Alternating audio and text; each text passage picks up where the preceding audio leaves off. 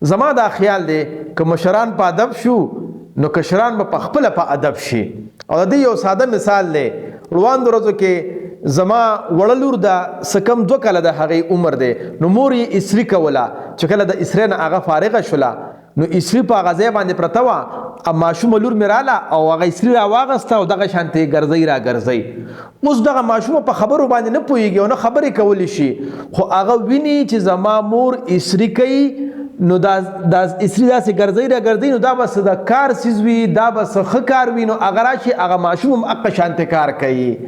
تاسو کشرانو ته وایئ چې بچې دروغ به نه وایې او مشر په خپله دروغ وایي، نو دغه کشران به هرگز د دروغو نه ونړي بلکې دی به هم دروغ وایي.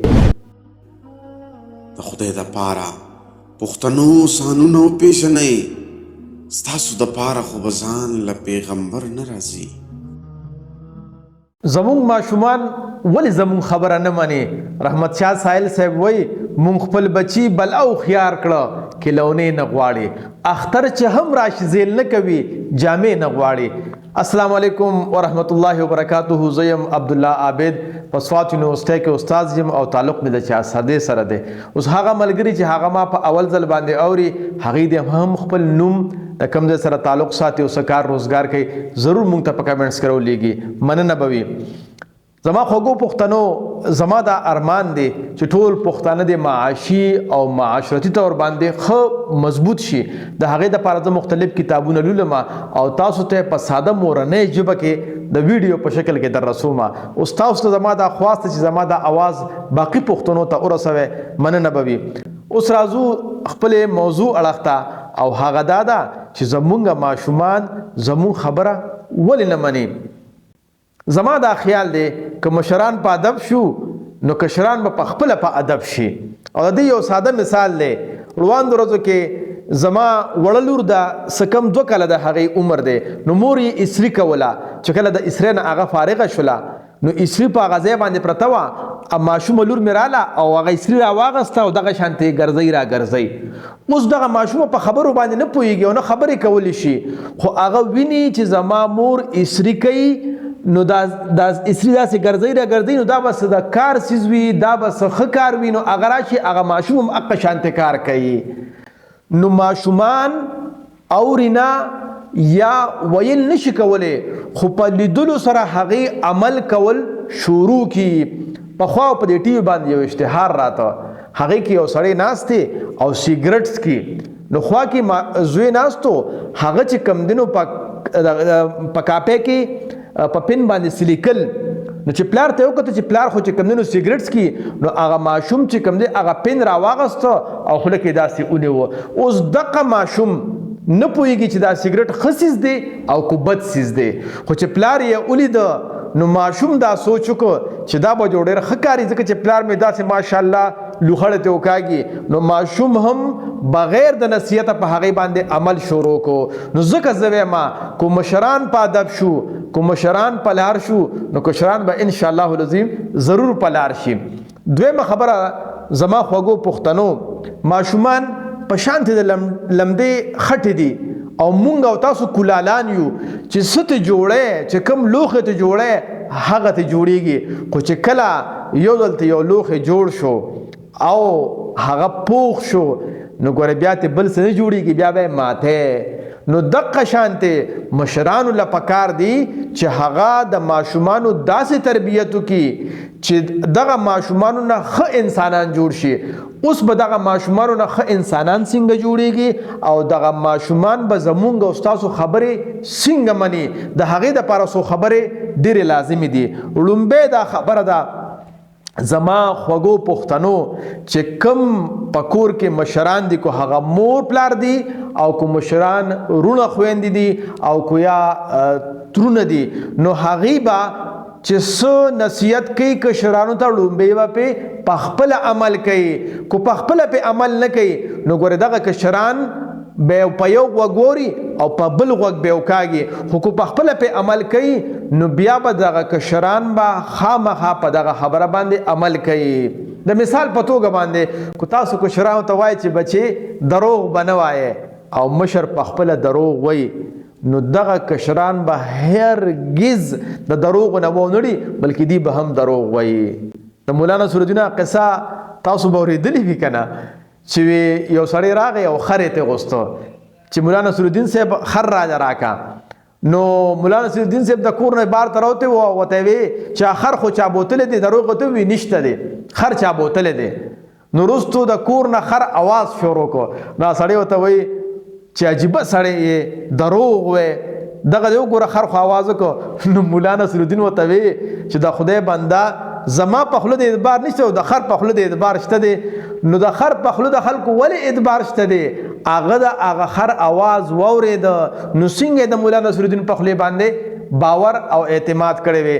نو که مونږه د خپل عمل نه چې څه وایو هغه ثابتو نو هغه خبره به ماشومانو باندې اثر کوي او ماشومان به زمونږ هغه خبره مني.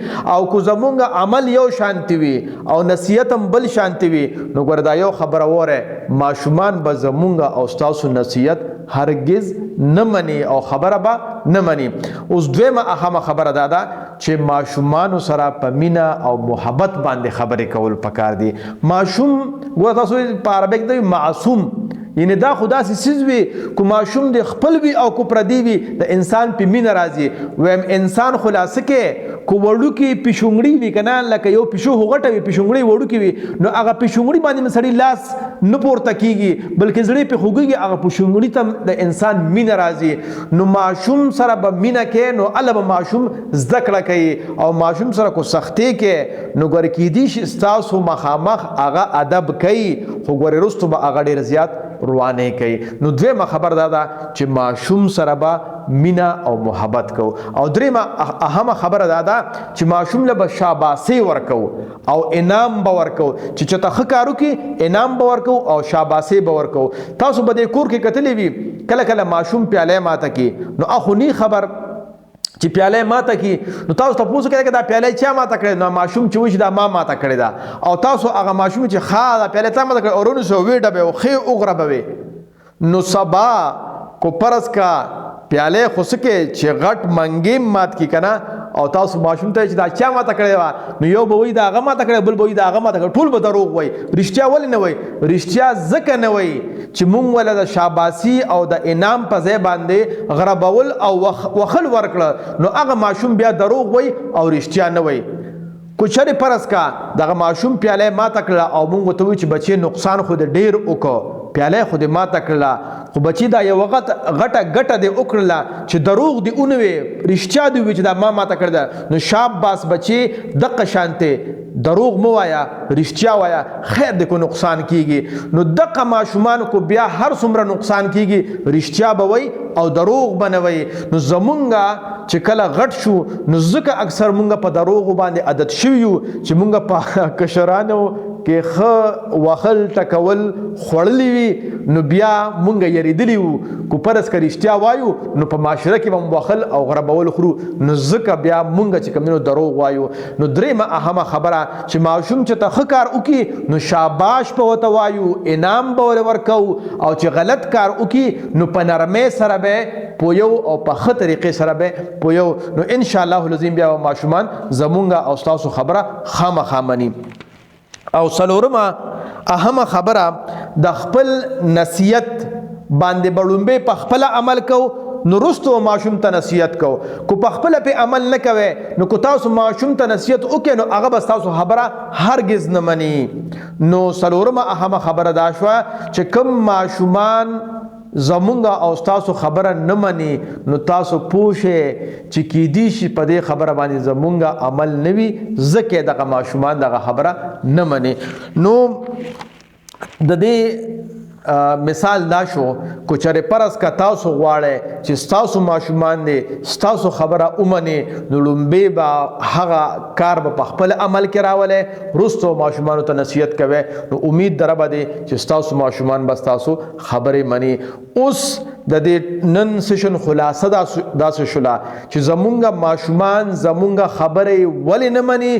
لومبه خدا خبره شولا چې کومه خبره مونږ اغي تکو یا زمونږ طریقه غلطه وي یا په هغه خبره باندې زمونږ خپل عمل نه وي او یا هغه ماشومان مونږ دونه يرولي وي او دونم وخلی وي چې هغې د یرې نه هغه کار خو زمونږ د وړاندې کوي خو چې کله مونږ نه یو نو بیا هغې زمونږ خبره باندې عمل نه کوي او هغه خبره نه مني د هغې په زړونو کې یره ناسته وي.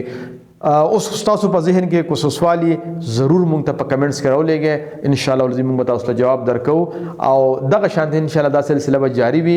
فی الحال د لوی الله په امان خوشحاله اوسئ، ودان آباد اوسئ، بریالي اوسئ. د خدای دپاره پښتنو سانونه وپېژنئ، ستاسو دپاره خو به ځان له پیغمبر نه راځي.